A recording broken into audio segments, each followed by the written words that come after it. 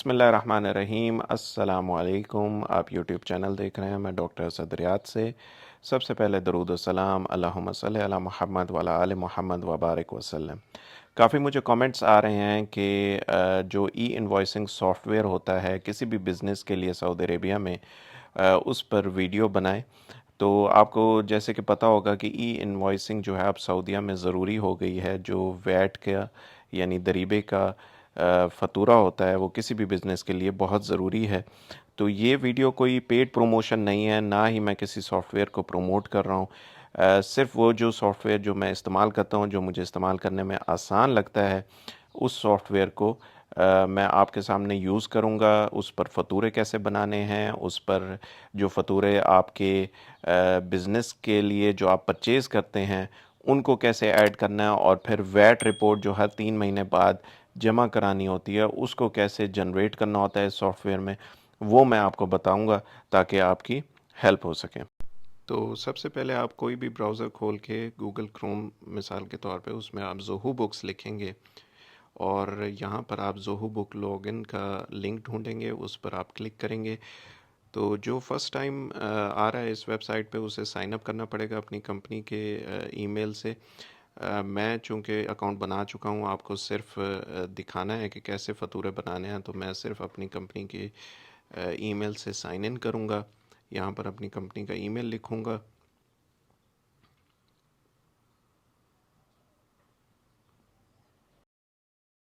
फिर मैं अपनी कंपनी का पासवर्ड जिससे मैंने रजिस्टर किया था फर्स्ट टाइम वो दे के लॉगिन पर क्लिक करूँगा।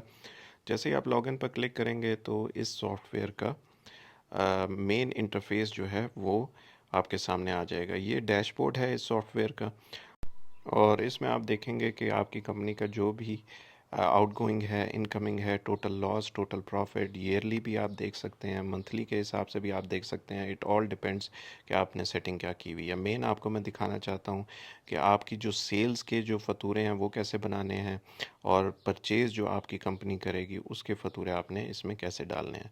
तो लेफ़्ट साइड पे आप देख रहे हैं कि परचेज़ में एक्सपेंसेस है। आप एक्सपेंसेस पर क्लिक करेंगे।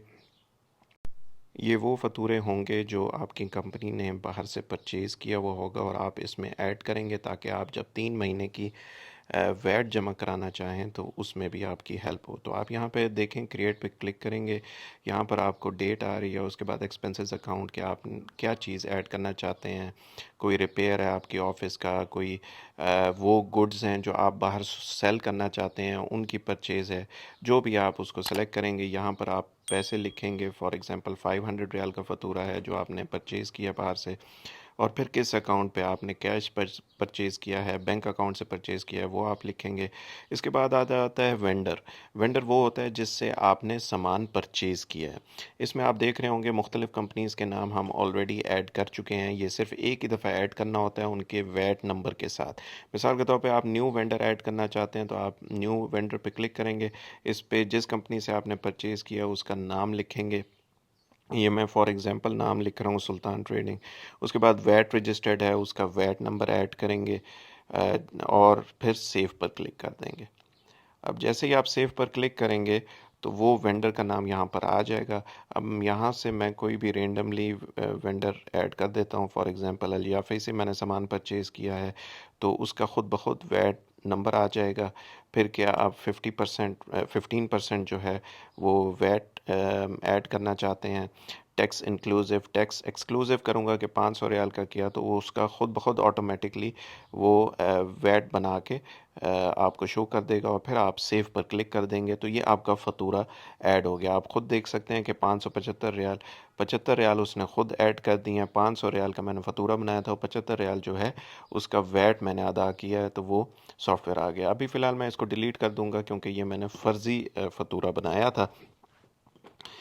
अब मैं आपको दिखाता हूँ कि जो आपने सेल की है उसकी इनवॉइस आपने कैसे बनानी है। तो आप सेल्स में जाएंगे, इनवॉइस पर क्लिक करेंगे।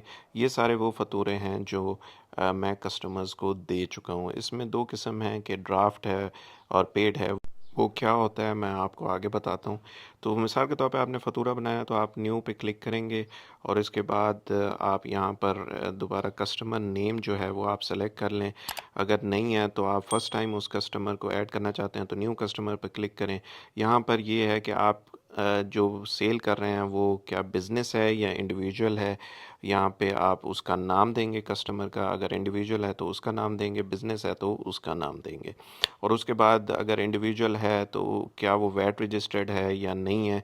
मोस्टली इंडिविजुअल्स जो हैं वो वैट रजिस्टर्ड नहीं होते तो आप नॉट वैट रजिस्टर्ड लिखेंगे। और अगर बिज़नेस है तो उसमें आपने जो भी है जिस बिज़नेस को भी आपने सेल किया उसका नाम लिखेंगे। फॉर एग्ज़ाम्पल मैंने अगर रवाज स्कूल को सेल किया है तो उनका नाम लिख के कस्टमर नेम में वैट रजिस्टर्ड करेंगे और उनका वैट नंबर यहाँ पे डाल देंगे। जितने भी बिजनेसेस हैं उनका एड्रेस डालना ज़रूरी है। तो फॉर एग्ज़ाम्पल कंट्री में आप सऊदी अरेबिया और उनका फिर मुकम्मल एड्रेस यहाँ पर लिखें, सिटी लिखें उनकी कि कहाँ पे वो बिज़नेस वाक़ है और फिर नीचे सेव पर क्लिक कर दें।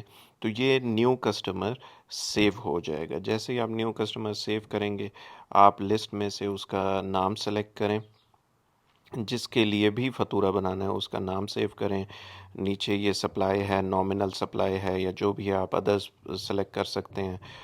यहाँ पर मैंने कस्टमर का नाम नहीं सेलेक्ट किया था। फॉर एग्ज़ाम्पल मैंने अरमिस कॉन्ट्रैक्टिंग कंपनी सेलेक्ट कर लिया।